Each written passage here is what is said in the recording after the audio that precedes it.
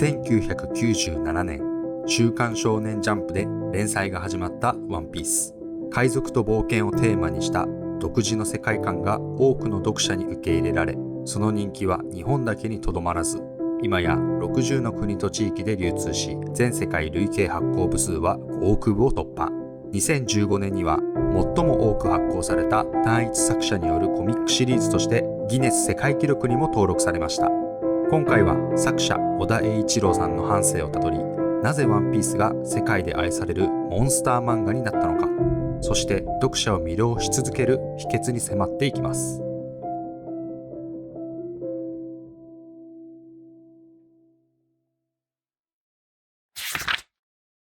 1975年1月1日、熊本県熊本市で生まれた尾田さん。油絵が趣味だった父親の影響で幼い頃から絵を描き始め、4歳の時に漫画家という職業の存在を知り、大人になっても働かなくていいんだと漫画家を目指し始めます。尾田さんが漫画家になる夢を抱かせるきっかけとなったのは、皆さんご存知、鳥山明先生のドラゴンボール。後に鳥山さんを神と崇めますが、それ以外にもたくさんの漫画から影響を受けています。尾田さんが初めて読んだ漫画は藤子不二雄 A 先生の怪物くん。小学5年生の時にはキャプテン翼の影響でサッカー部に入部するなど、人生の選択は常に漫画の影響が強くありました。そして中学2年生の頃から漫画を本格的に描き始めます。ワンピースの題材である海賊が好きになった原点は、小さなバイキングビッケという児童文学シリーズ。日本では1974年にテレビアニメとして放送されました。中学時代にはジャンプに海賊の漫画を描こうと目標を掲げ、アイデアを貯め始めます。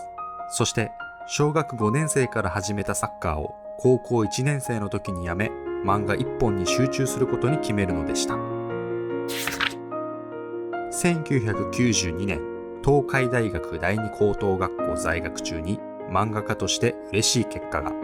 月日水木近藤というペンネームで投稿した短編漫画ウォンテッドが週刊少年ジャンプの新人賞の手塚賞に準入選。すると翌年1993年には一木夜行が10月期第104回ホップステップ賞にて入選を受賞。当時尾田さんは高校生にしながら漫画家の登竜門と呼ばれる賞を受賞するのでした。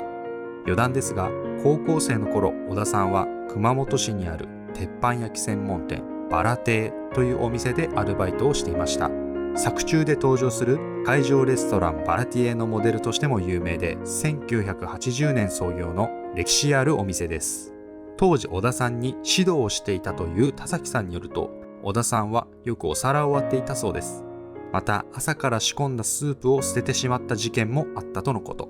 こちらも作中でルフィが皿を割るシーンやコックたちがスープを捨てるシーンが出てきますが、実はこれらは尾田さん本人のエピソードで書かれたシーンだったようです。その後高校を卒業し大学に進学。しかしわずか1年も経たずに入学した九州東海大学工学部建築学科を中退。絶対に漫画家になるという強い思いを持って上京する決意を固めるのでした。上京した尾田さんはライアーゲームなどの作者海谷忍先生のアシスタントに就くことに。そこでは背景を担当することになり、書き込みの楽しさを覚えたといいます。その影響はワンピースの作中でも感じることができ、他の漫画に比べても一コマ一コマの書き込みが多く、また群衆シーン、動物、煙、雲、海など生きて動くものは全て自分自身で書いてるといいます。海谷先生のアシスタントを務めた後、今度は新ジャングルの王者ターちゃんの作者徳弘正也先生の下でアシスタントとして働くことに。徳弘先生の依頼で大勢の人物がいるシーンを担当することになりますが、いざ完成した絵を見てみると人物をシルエットで描き分けられてないことに愕然とするのでした。徳弘先生の作品に申し訳ないことをしたと当時のことを語っています。しかしこの時の経験を生かし、ワンピースキャラクターの独特のシルエット造形は生まれ、全て同じ作者が描いたキャラクターとは思えないほど多種多様なデザインのキャラクターが生み出されていくのでした。徳弘先生のアシスタントを務めた後、今度は流浪に剣心の作者和月信弘先生の下でアシスタントとして働くことに。そしてこの出会いがさらに様々な出会いをもたらすのでした。小田さんは後に和月組と言われるシャーマンキングの作者武井宏之先生、ノルマンディ秘密クラブの作者伊藤幹夫先生、ミスターフルスイングの作者鈴木真也先生、クランバガン作者山田一茂先生、鬼が来たりての作者新賀銀先生といった様々な漫画家たちと出会います。そう、実はルロケンはとんでもない作家が集まって作られていた作品だったのです。彼らを仕切っていた和月先生曰く、彼らの共通点は放っておいても絵を描いている、そしてもう一つは自分の漫画が一番面白いと譲らないところだったとか。そしてこのアシスタント時代に書いた読み切りの海賊漫画ロマンスドーンが後のワンピースの原型となるのでした。1997年、週刊少年ジャンプでワンピースの連載が開始。初連載ながらも1999年にはアニメ化され、国民的人気作品となりました。私生活では29歳の頃結婚。順風満帆に見える小田さんの漫画家人生ですが、忘れてはならないのが週刊少年ジャンプにおける連載の難しさ。他の漫画雑誌とは異なる点として、ジャンプは読者の反応を徹底的に重視するアンケート至上主義。こちらは初代編集長長野忠氏から受け継がれたジャンプの伝統なのだといいます。読者から面白くないというレッテルを貼られてしまった作品は、たとえ将来性があると見込まれた作品も容赦なく連載が打ち切られてしまいます。もちろんワンピースもその対象。連載初期にはルフィが海賊王を目指す覚悟を語るシーンが多く出てきますが、絶対に漫画家になるという小田さんの覚悟を感じることができます。結果的に大人気作品へと上り詰めますが、これはワンピースが面白いからというシンプルな答え以上に小田さんの並々ならぬ努力の賜物だと言えるでしょう。ワンピースの魅力はと読者に問えば、魅力的なキャラクターたちや綿密に織り込まれた伏線など十人十色の答えが返ってくるでしょう。その中でもやはり根幹となっているのは、島から島へと進むごとに壮大なスケールで描かれる島ごとの文化や背景、そして複雑に絡み合うストーリー。どの話が一番好きという質問は、ファン同士であれば誰もが一度はしたことがあるのではないでしょうか。そんなストーリーに焦点を当てて掘り下げていきたいのですが、ワンピースは当初5年で完結させる予定だったというのはファンの間でも有名なエピソード。ラストは連載前から決めてあり、最終章が一番盛り上がる漫画にすると語る小田さんは、5年で完結させるストーリーが未だに完結していない理由をこう語ります。新しい島に行けば新しい仲間がいて、すぐに仲間になってくれるから、1年半で仲間は全員集まるだろうとゲーム感覚で考えていた。ところが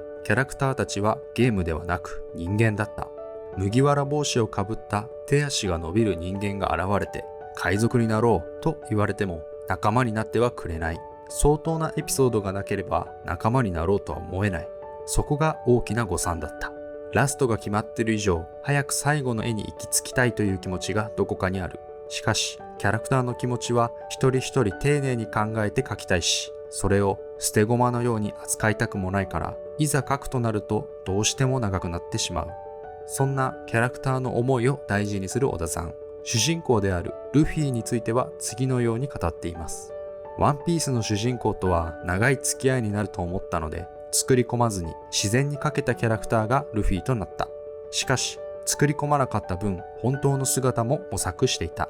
初めてルフィの本当の姿に気づいたのはウソップ編になってから。ウソップがクラハドールを殴った後、ルフィが子供たちと一緒になってバーカと言った時、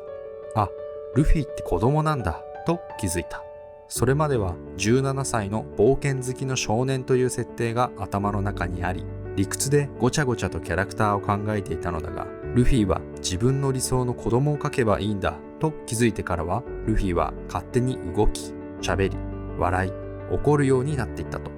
余談ですが、ルフィの誕生日は5月5日、子供の日。ワンピースのキャラクターはそれぞれの特徴や語呂に合わせて誕生日が設定されていることが多く、それに習えばゴム人間であるルフィの誕生日は5月6日で決定。ところが単行本15巻質問コーナーである SBS にて公表された誕生日は5月5日。小田さんにとってルフィはゴム人間である以上に自分の理想の子供なのです。ここでも小田さんの一人一人のキャラクターに向き合う姿勢が伺えます。話を戻し、今度はストーリーの作り方について。方法としては、まず見せ場を思い浮かべて、次にそこを読者にとってグッとくるものにするために必要なストーリーを考えるといいます。ただし、ここには小田さんの一つのこだわりがあります。それは、初めから感動話にしようと狙って書かないというもの。感動話はキャラクターの感情の盛り上がりから生まれるもので、作家が感動させることを目的に話を作ってしまったら、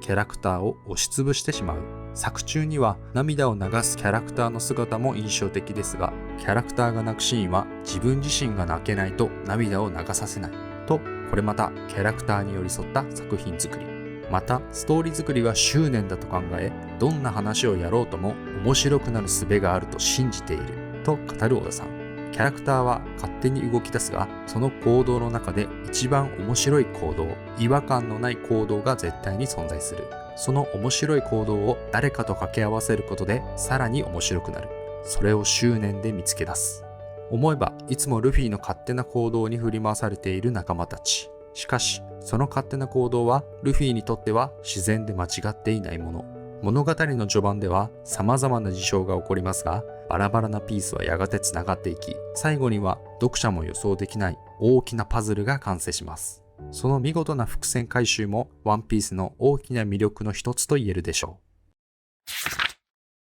う。2009年、この頃から小田さんは漫画執筆と変更して漫画以外の仕事も行うようになります。そして制作総指揮として映画ストロングワールドの制作が始まりました。劇場版10作にあたる今作は小田さん自らがストーリーを書き下ろしますが、一度書き上がったプロットを捨てて一から書き直すなど一切の妥協を許さず作り上げました。制作初期にクリスタル航海記と名付けられた原案が完成。内容はナミの知られざる過去が明らかにされるなど複雑な人間事情が絡み合う感動物語だったといいます。しかし原案を仕上げた小田さんは少年をワクワクさせるものにしたいと大幅な改訂を決意。そして現在のストーリーへと修正が行われていきました。映画ストロングワールドはこれまでのワンピース映画と異なり原作との関連性が深いのが特徴。本作のボスキャラである金獅子の式の名前は映画公開や第0話より先駆けて本編に登場していることなど原作者である自分にしかできないことを念頭に制作を行ったと語っています。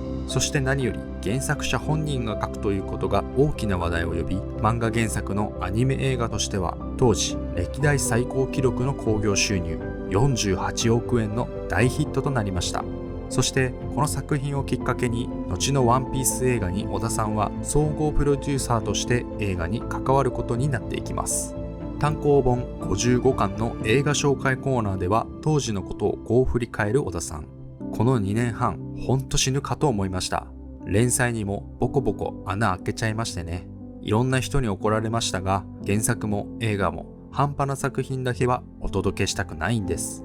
こうして漫画連載と並行して映画の監修や初の展覧会ワンピース展の監修を務めるなど多忙に多忙を極めた日々を送る生活が続いた38歳の頃、小田さんの体にある異変が起こり始めるのでした。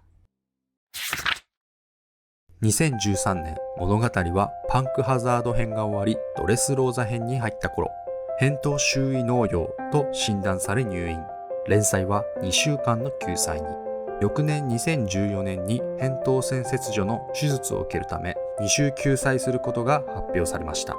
これまでは1日 2,3 時間睡眠、夜中の2時頃まで仕事をし、朝5時には起床して仕事を再開していたという小田さん。もともと睡眠時間はもったいないという考えから、できるだけ空いた時間は好きな映画や情報収集に充て、とにかくいろんなインプットに費やしていたといいますが、それとは裏腹に小田さんの体は徐々に悲鳴を上げていたのでした。この入院・手術をきっかけに自身の働き方を見直し、今では3週連載して1週休載といったペースで漫画執筆を行うようになり、これまであまり時間を取れなかった家族との時間も大切にしているといいます。ドレスローザ編で描かれたキュロスとレベッカの物語、映画フィルムレッドで描かれたシャンクスとウタの物語、そして現在クライマックスを迎えようとしているエッグヘッド編で描かれたクマとボニーの物語、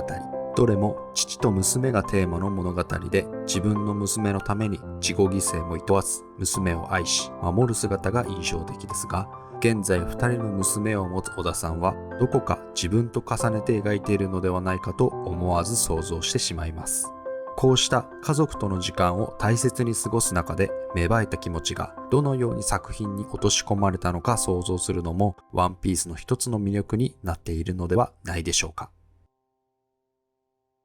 1997年に連載が始まり、現在も週刊少年ジャンプの大看板として連載を続けているワンピース。あの頃子供だった人も今はすっかり大人に。ワンピースがある生活が当たり前すぎて、いつまでも続いてくれるのではないかと思わず錯覚してしまいますが、連載25年を経てついに最終章へ突入。ルフィが海賊王になる日もそう遠くはないでしょう。そしてルフィたちが手にするワンピースの正体とは。いつも我々の予想をはるかに超えて上回ってくる小田さん。この冒険がどんな結末を迎えるのか、世界中でファンが待ち望んでいます。そしてこの先の人生でもう読むことはおそらくできないであろう長編漫画が完結を迎えたその時、世界にまた一つ大きな時代のうねりが生まれることでしょう。その偉業を成し遂げた意志はまた誰かに受け継がれ、再び多くの人に夢を与える。それらは決して止まることはないでしょう。今回の動画は以上になります。最後までご視聴いただきありがとうございました。このチャンネルでは様々な漫画家の生い立ちを振り返り、さらにその漫画家や作品を好きになれるような、そんな動画作りを目指しています。この動画がいいなと思っていただけた方は、高評価、チャンネル登録をぜひよろしくお願いいたします。それではまた次の動画でお会いしましょう。